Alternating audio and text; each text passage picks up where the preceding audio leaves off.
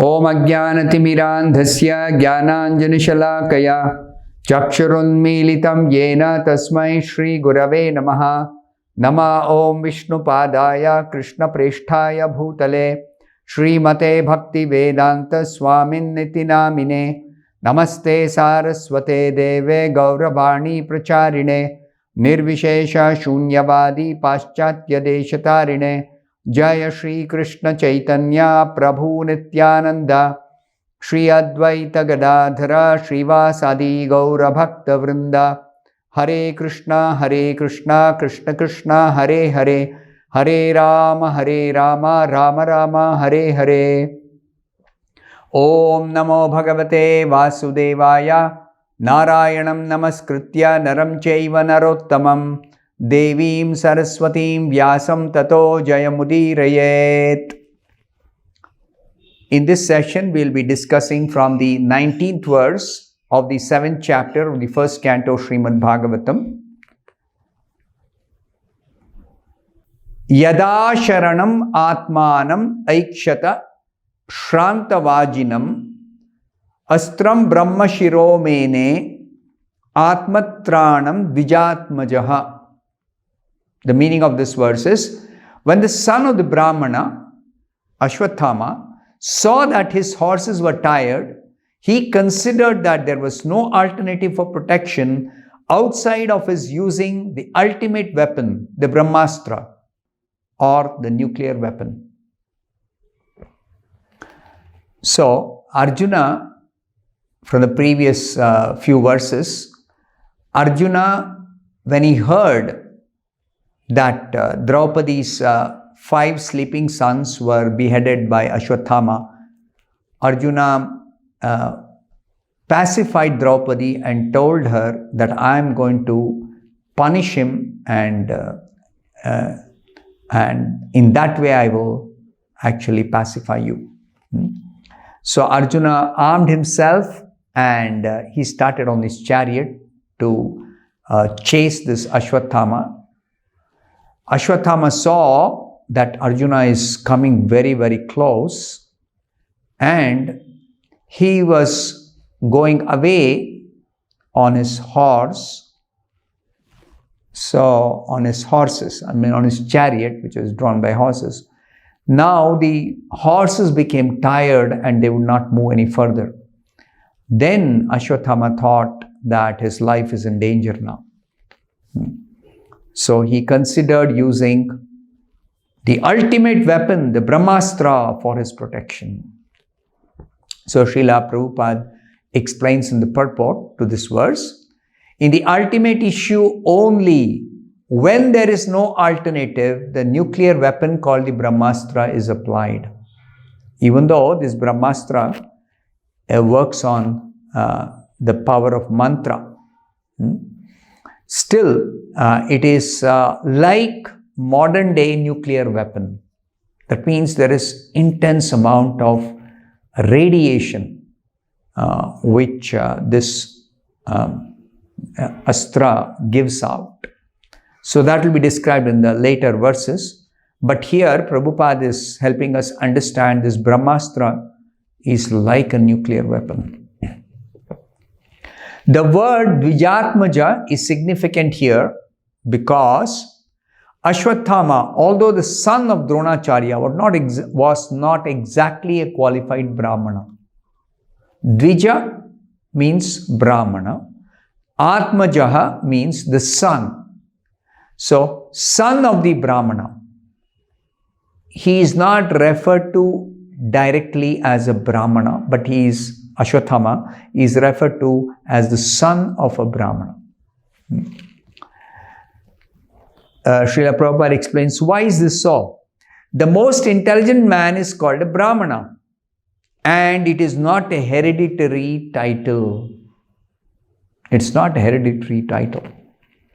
That means the son of a Brahmana does not automatically become a Brahmana. No, he has to qualify. Ashwathama was also formerly called the Brahma Bandhu, or the friend of a Brahmana. Being a friend of a Brahmana does not mean that one is Brahmana by qualification. Brahmana, in the strict sense of the term being used for somebody, means the person has got the qualifications of a Brahmana. In the Bhagavad Gita, this is mentioned: Shamo damo tapashaucham kshantirarjavam evacha jnanam vijnanam astikyam brahma karma swabhavajam. A Brahmana naturally is endowed with some characteristics by which he is called a Brahmana. So 9 qualities by which Brahmanas work are specifically enumerated in the Bhagavad Gita in the 18th chapter. Here, Ashwatthama, because he is not having the qualifications, therefore he cannot be called a Brahmana. Therefore, earlier he was referred to as Brahmabandhu, and in this verse he is referred to as Dvijatmaja, the son of a Brahmana. Earlier he was called the friend of a Brahmana. A friend or a son of a Brahmana, when fully qualified, can be called a Brahmana and not otherwise. So somebody to be called as a Brahmana should have the qualification. Unlike in modern times, simply somebody is taken birth in a Brahmana family, therefore they are called Brahmana. But that is not correct.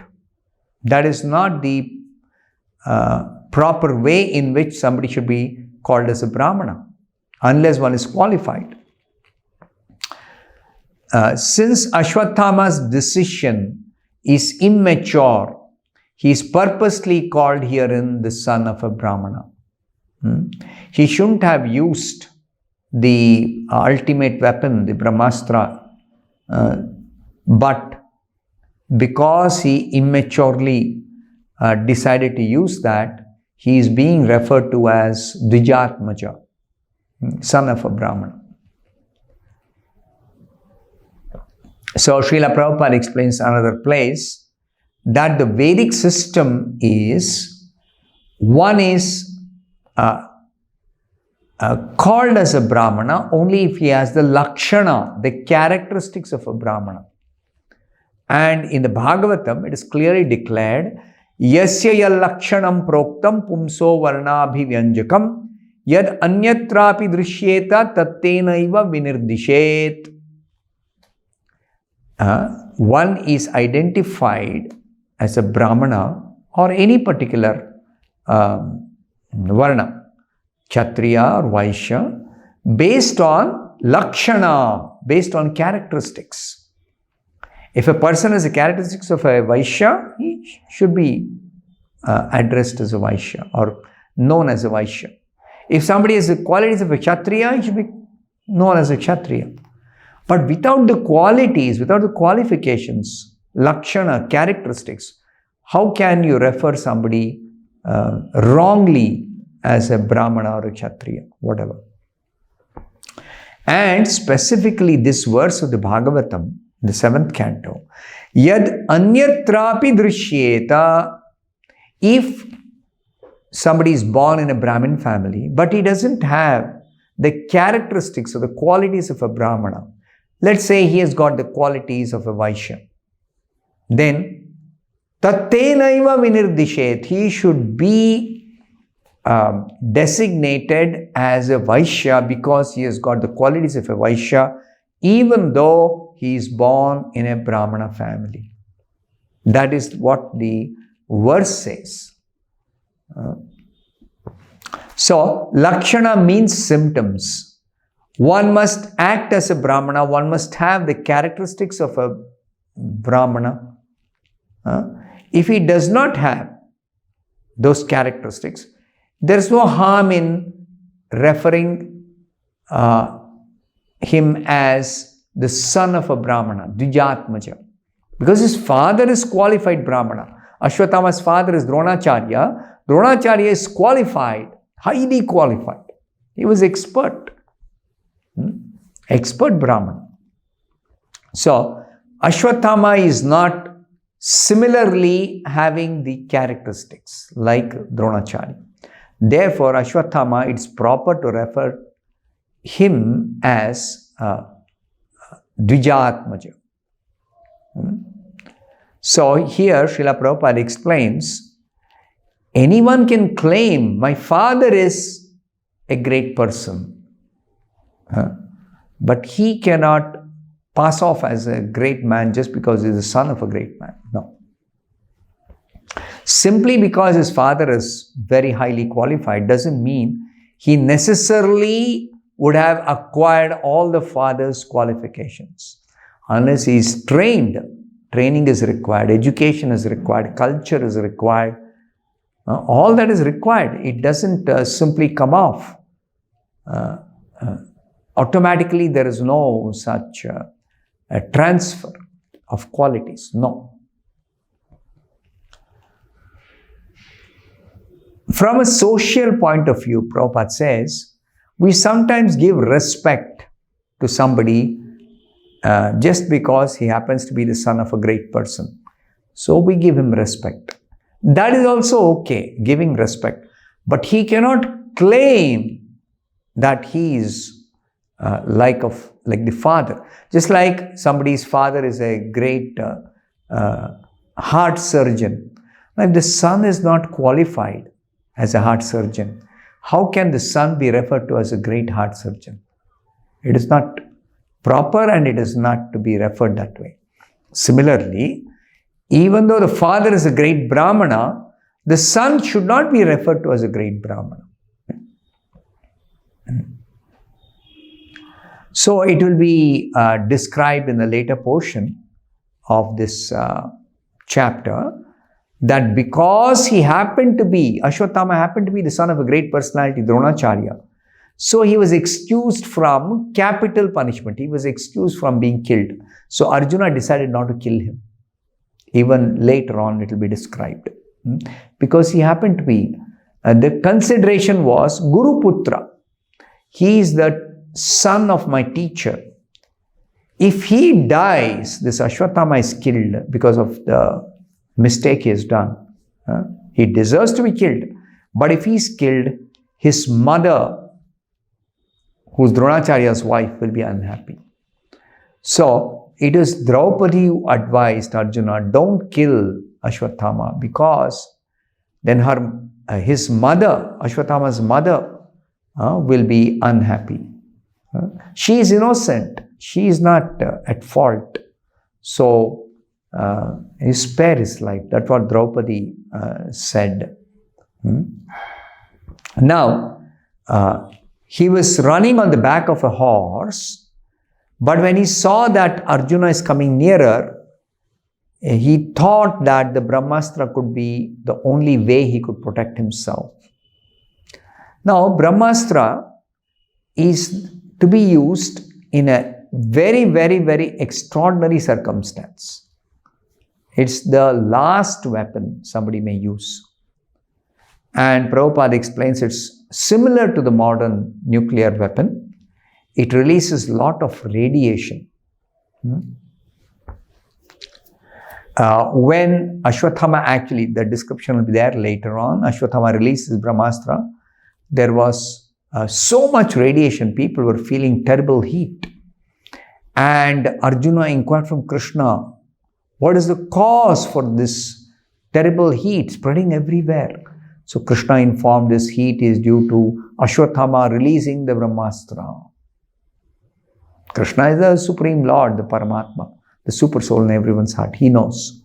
So Krishna informed Arjuna, and Krishna also informed Arjuna, now you counteract this Brahmastra by releasing another Brahmastra to neutralize. Formerly they had this knowledge.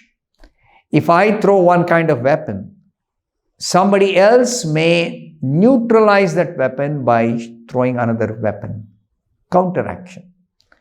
But Prabhupada points out, now they have this nuclear weapon, but there is no system of counteracting it. They do not have any counteraction. And even Kshatriyas, when they would fight, If one Kshatriya releases a particular weapon, just like a fire weapon may be counteracted by a water weapon. This is unknown in modern science, it's unknown. There were weapons, not only fire weapons, there were water weapons, there were wind weapons, and there were, of course, the arrows made of earthly element. Like that, there were different kinds of weapons, and they were expert in counteracting a particular weapon. And also, formerly, when a battle is being fought, then if the opposite party, the Kshatriya is killed, that's the end of the battle. Then no more fighting. So that was the system. It was highly regulated. But now, modern warfare is not so much based on principles and regulations. But Kshatriyas used to be regulated. I'll stop here. Thank you very much. Hare Krishna.